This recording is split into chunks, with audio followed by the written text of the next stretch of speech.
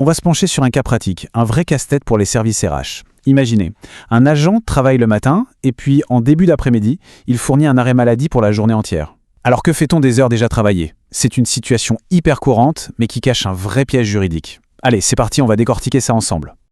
Voilà la question qui fâche. D'un côté, on se dit « le travail a été fait ».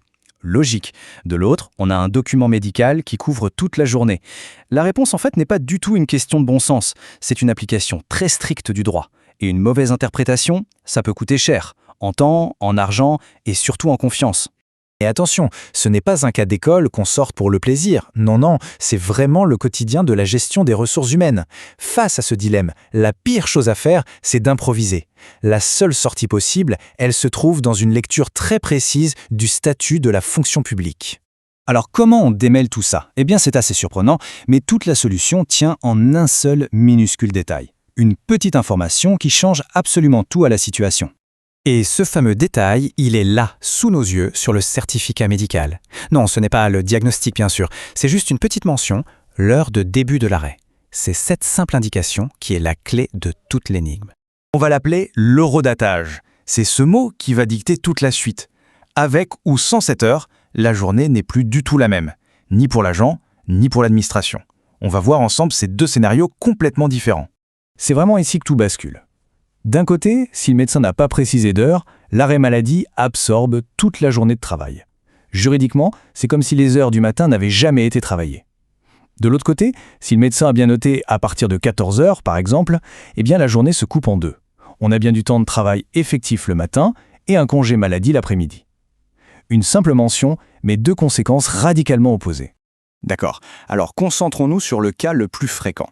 L'arrêt est bien daté, mais il n'y a pas d'heure. Pourquoi est-ce que cette absence d'information a une conséquence aussi forte, au point de neutraliser des heures de travail qui ont bien été effectuées? La raison est juridique et assez simple. La fonction publique, elle ne raisonne pas en heures, mais en jours calendaires. Pour la loi, une journée est un bloc, elle est indivisible.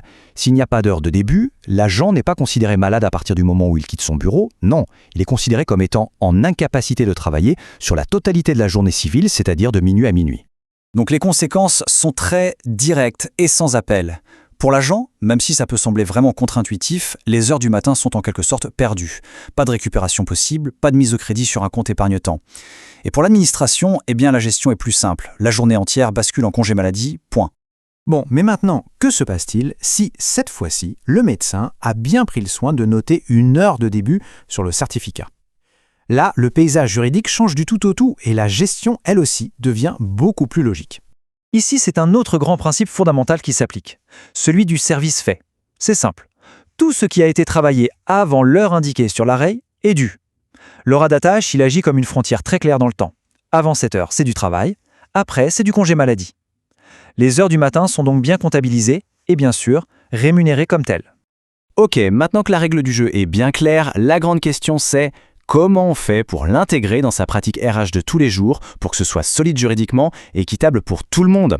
La réponse tient en un mot, la formalisation. Intégrer une règle aussi claire que celle-ci dans son règlement intérieur, c'est la meilleure façon de mettre fin au cas par cas. Ça ne laisse aucune place à l'interprétation, ni pour le gestionnaire, ni pour l'agent. Comme ça, l'administration se protège et elle garantit une application vraiment uniforme de la loi. Concrètement, l'action se déroule en 3 temps.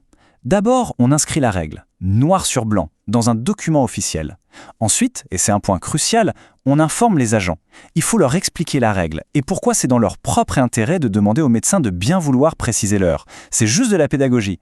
Et enfin, l'application doit être la même pour tout le monde, sans aucune exception, pour éviter tout sentiment d'injustice ou de rupture d'égalité. Finalement, on pourrait croire qu'on ne parle que d'un tout petit détail administratif. Mais en réalité, l'impact d'une règle claire sur ce sujet va bien au-delà de la simple gestion d'une absence. Ça touche au cœur même des relations de travail. Parce qu'au fond, c'est bien de ça dont il s'agit. Transformer une situation qui pourrait être une source de conflit en une occasion de renforcer la confiance. Une procédure qui est transparente, qui est connue de tous, ça ne fait pas que prévenir les litiges. Ça construit un environnement de travail qui est plus juste et donc plus sain pour tout le monde. Et tout ça, ça ouvre une dernière question, un peu plus large. Avoir des règles claires, c'est la base, on est d'accord. Mais comment faire pour que cette clarté infuse toute la culture de l'organisation? Pour que ça devienne un véritable réflexe, une norme? Voilà, la discussion est ouverte. Merci pour votre attention.